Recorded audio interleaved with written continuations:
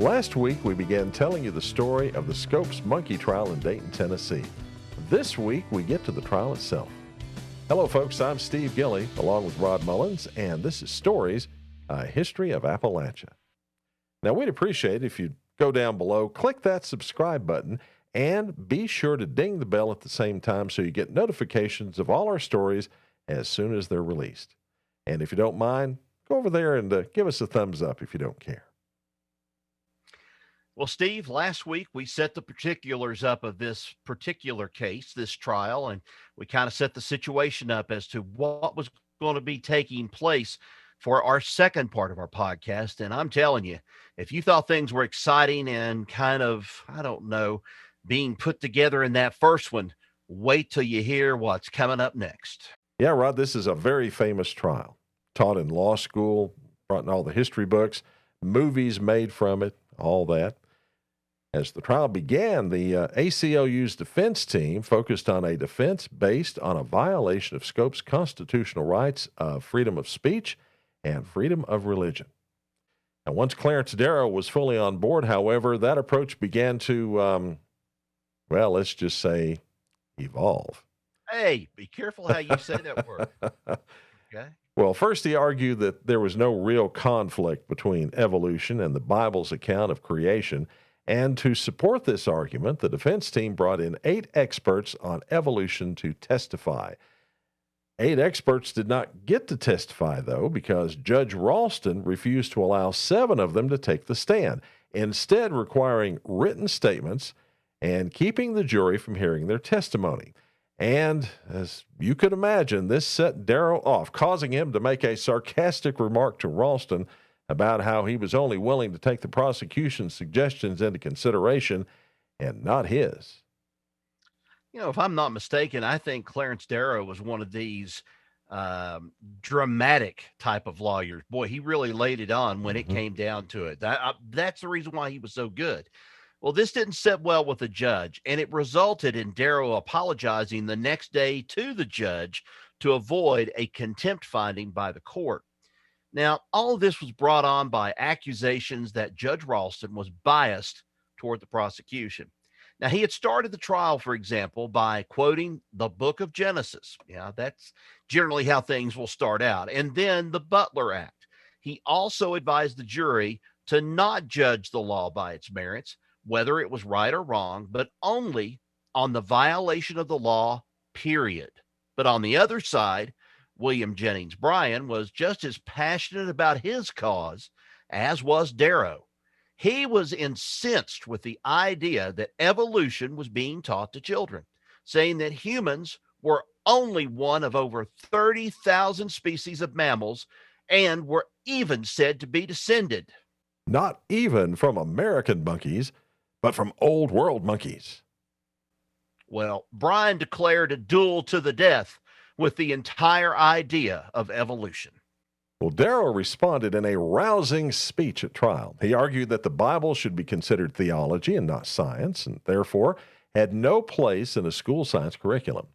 He also declared that Bryan's, quote, duel to the death against the idea of evolution should be fought fairly in a court of law and not given an upper hand by a judge taking away the oral testimony of the defense's main witnesses. Now, Rod, this was truly an impassioned speech, and the courtroom erupted when Darrow was finished. And it was this response, and I'd guess Bryan's wounded ego, that led to him demanding to go on the stand to continue his duel to the death against evolution. Well, on the 6th day of the trial, the defense wanted to put on expert witnesses on the Bible to refute the prosecution's arguments, but Judge Ralston was having none of it. He declared that proposed proof to be irrelevant.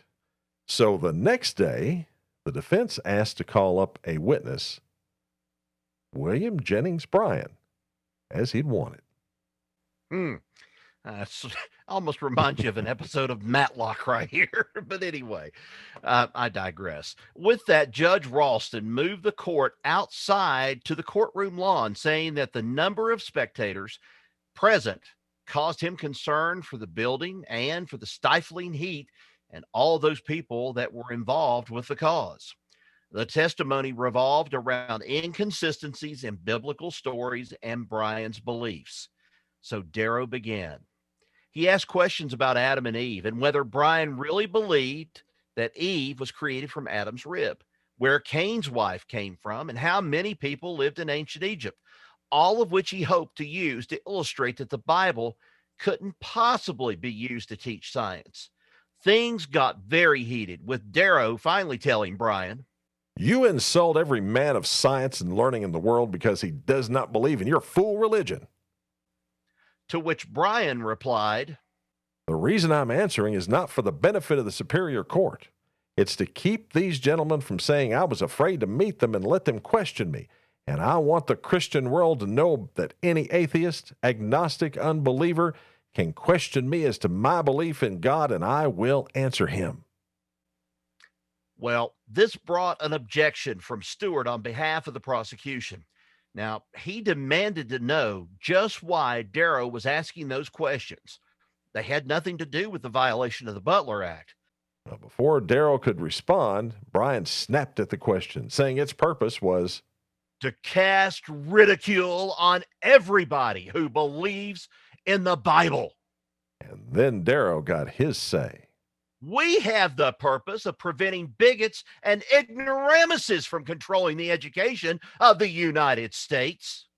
Well, this went on with a question to Brian about where Cain got his wife, to which he replied he'd let the agnostics hunt for her until Judge Ralston had pretty much had enough. He banged his gavel and adjourned the court to let things cool down. Now, when court continued, Ralston ruled that the entire 2-hour exchange between Darrow and Brian had been irrelevant to the case and had it stricken from the record, and in the process denied Brian the chance to examine the defense attorneys in return.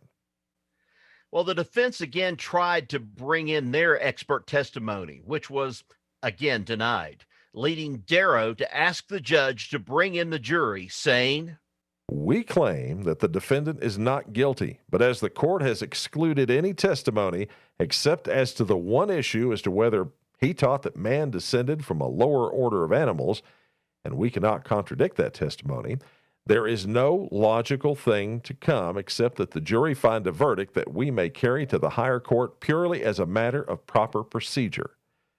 We do not think it fair to the court or counsel on the other side to waste a lot of time when we know this is the inevitable result and probably the best result for this case. The jury was brought in, but neither side, and then charged with making a decision as to guilt. It took only 9 minutes of deliberations. That's right, 9 minutes for them to find John T. Scopes guilty of violating the Butler Act. He was ordered to pay a $100 fine, worth now around $1,500. And Rod, William Jennings Bryan died suddenly only 5 days after the end of that trial. I guess possibly from all the stress going on. I would say so. Anyway, the case was appealed to the Tennessee Supreme Court, which upheld the decision, but it did set aside that $100 fine, stating that the jury should have decided the punishment, not the judge. In case you're wondering, no, the Butler Act is no longer on the books in Tennessee. In 1967, Tennessee repealed that act, and the next year, the U.S. Supreme Court, in the case of Epperson v. Arkansas, overturned all such bans across the country as a violation of the Establishment Clause of the First Amendment. Wow. A little bit of legal history for you there, Rod. Yeah, I know. And it's almost as though we still didn't solve the problem. You know, even though all of this was thrown in here, we didn't solve the issue, which it shouldn't even be debatable all along in the beginning. But, you know, that was the whole point of this trial, just to make something a little bit, debatable and gather some attention from around the country and world. Well, I guess you could say, like we said last week, this is probably the first round in the culture wars Right. between certain people who believe one way and certain people who believe the other way. That stuff's been going on for decades, and I would assume it'll be going on for decades more. I would agree. And folks, that's the story of the Scopes monkey trial. Another bit of the history of this place we call home, Appalachia. Thanks for listening. Now, you can subscribe to the Stories Podcast in many ways on our website at storiespodcast.net, at Apple Podcasts, Stitcher, Spotify, TuneIn, iHeartRadio, Audible, and so on and so forth. Just pick your favorite. Till next we meet.